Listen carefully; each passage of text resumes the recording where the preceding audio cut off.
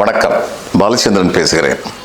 நம்ம இந்த YouTube channel ஆரம்பிக்கும் போது முதல்ல என்ன சொன்னேன்னு உங்கள் எல்லாருக்கும் நினைவு இருக்கும். இல்லாத பெருமைகளை பேசுவதும் உண்மையான பெருமைகளை உணராமல் போவதுமான ஒரு சமுதாயமாக இன்றைய தமிழ் சமுதாயம் மாறிக்கொண்டிருக்கிறது.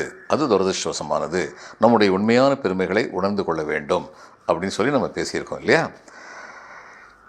சங்க காலத்தில் மட்டும் இல்லை, தொடர்ந்து ஒவ்வொரு காலகட்டத்திலும் அப்படிப்பட்ட உன்னதமான மனிதர்கள் வாழ்ந்தார்கள் அப்படிங்கிறது நம்முடைய உண்மையான பெருமை. அப்படிப்பட்ட ஒரு மனிதரை பற்றி நீ பேச போகிறோம். 1840 வருஷத்தில் இந்த பாளையங்கோட்டைக்கும் திருநெல்வேலிக்கும் நடுவில் இந்த தாமிரபரணி ஆறு ஓடுது. ரெண்டு பக்கமே ஊர் இருக்குது. ஆனால் படகுல தான் போகணும். இது பெங்காலில் நாங்கள் இது மாதிரி நிறைய பார்த்துருக்கோம். ஃபரக்கா பேரேஜ் கட்டினதே அது மாதிரி தான். இதையும் தவிர ஃபரக்கா பேரேஜ் ஏறக்குறைய அகலமே 1 கிலோமீட்டருக்கு மேலே இருக்கும். அங்கே கங்கையுடைய அகலமே இங்கேயும் அது மாதிரி இருந்தது. இது இன்னும் பெங்காலில் நிறைய நதிகள் அது மாதிரி இருக்குது. இப்போ சின்ன சின்ன மரப்பாலம்லாம் கட்டுற அளவுக்கு சின்ன நதிகள் கூட அங்கே இருக்குது, ஓடைகள் இருக்குது. இங்கே பெரும்பாலும் பெரிய பிரச்சனையாக இருந்தது. கடக்கும் பொழுது சில பேர் தவறி விழுந்துடுறதும், கூலி வேலை செய்கிறவங்களுக்கு சரியான பராமரிப்பு இல்லாத மாதிரி நிறைய தொந்தரவு இருந்தது. அப்போது 1800 பாளையங்கோட்டையிலிருந்து திருநெல்வேலி தான் இப்போ நினைவு இருக்குது. 1840 தாம்சன் ஒரு கலெக்டர் இருந்தார். அவர் சொன்னார், இதை நம்ம தடுத்து நிப்பாட்டணும், இதுக்கு ஒரு பாலம் கட்ட வேண்டும் அப்படின்னு சொல்லி நினச்சார். அவருக்கு சிரஸ்தாராக இருந்தவர். சிரஸ்தாரங்கிற அந்த ஆல் இன் ஆல், அவர் தான் கலெக்டருக்கு அடுத்து அங்கே முக்கியமான ஆள் இருந்தவர் சுலோச்சனா முதலியார் அப்படின்னு சொல்லி ஒருத்தர் சிரஸ்தாராக இருந்தார். இந்த சுலோச்சனா முதலியார் யாருன்னா, ராமலிங்க முதலியார்னு ஒருத்தர் இருந்தார் அந்த காலத்தில்.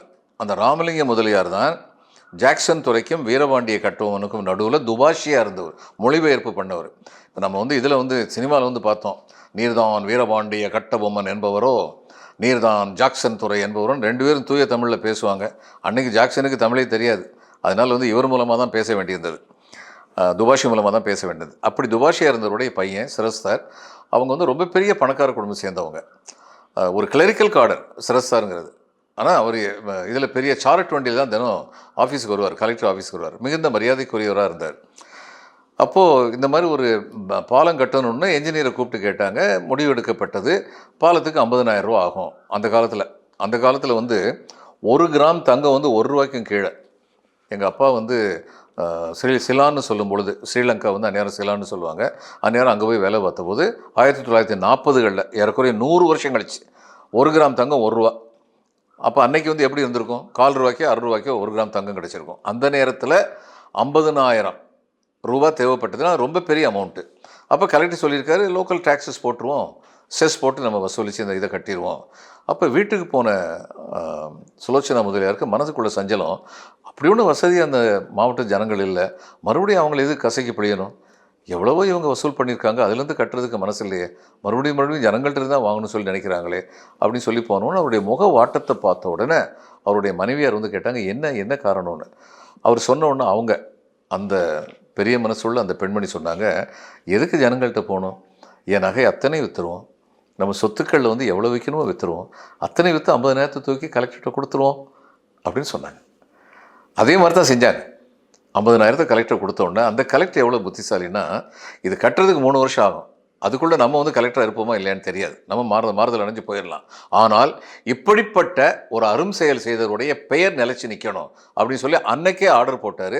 இந்த பாலம் கட்டி முடிக்கப்பட்ட பின்னால் இந்த பாலத்திற்கு சுலோச்சனா பாலம் என்று பெயரிடப்பட வேண்டும் அப்படின்னு அன்றைக்கே ஆர்டர் போட்டார். அதே மாதிரி 3 வருஷம் கழித்து தான் பாலம் முடிஞ்சது. அந்த 3 வருஷம் கழித்து பாலம் முடியும் போது தாமஸ்னு ஒருத்தர் கலெக்டர் இருந்தார். என்ஜினியர் லெஃப்டினன்ட் ஹேஸ்லின்னு சொல்லி, அந்த காலத்தில் என்ஜினியர் பெரும்பாலும் ஆர்மியில் இருந்தால் வருவாங்க. அவர் இந்த பாலத்தை கட்டினார். பாலம் டிசைன் எப்படி? லண்டனில் வாட்டர்லூ பிரிட்ஜுன்னு ஒரு பிரிட்ஜ் இருக்குது தேம்ஸ் நதிக்கு மேலே, அதே மாதிரி டிசைனோட அழகான வளைவுகளோட அந்த பாலம் கட்டி முடிக்கப்பட்டது. சுலோச்சனா முதலியாருக்கு ரொம்ப பெரிய கௌரவத்தை கொடுத்தாங்க. என்ன கௌரவம் கொடுத்தாங்க? அந்த பாலத்தில் முதல்ல பாலத்தில் நடந்து போவாங்களே, சுலோச்சனா முதலியார் முன்னாடி போனார். அவருக்கு பின்னாடி கலெக்டரும் என்ஜினியரும் டிஸ்ட்ரிக்ட் ஜட்ஜு டாக்லஸ்ன்னு ஒருத்தர் இருந்தார். இவங்க 3 பேரும் அவரை ஃபாலோ பண்ணி போனாங்க. அப்படிப்பட்ட பெருமையை அப்படிப்பட்ட கொடையாளருக்கு அவங்க கொடுத்தாங்க. இன்றைக்கி இன்னொரு பாலம் வந்துருச்சு. ஏன்னா இது ரொம்ப டிராஃபிக் ஜாம் இருக்குதுன்னு சொல்லி இன்னொரு பாலம் வந்துருச்சு. இந்த பாலத்தை இடிக்கிறதுக்கு முயற்சி பண்ணாங்க. இத்தனை வருஷம் கழிச்சு 1843 கட்டினது. இத்தனை வருஷம் கழித்து அந்த பாலம் வந்து வலிமையாக இருக்கிறத பார்த்து அதிசயப்பட்டாங்க. அந்த பாலம் அப்படி இருக்குது. இன்னொரு பாலமும் வந்திருக்கு. அந்த பாலம் கட்டினது நினைவாக, சுலோச்சனா முதலியார் நினைவாக ஒரு தூண் இருந்தது. இன்றைக்கி அந்த தூணை காணோம். தற்காலிகமாக எடுக்கிறோம் இந்த புது பாலம் கட்டுறதுக்காகன்னு சொன்னாங்க. அந்த தற்காலிகம் நிரந்தரமாயிடக்கூடாது.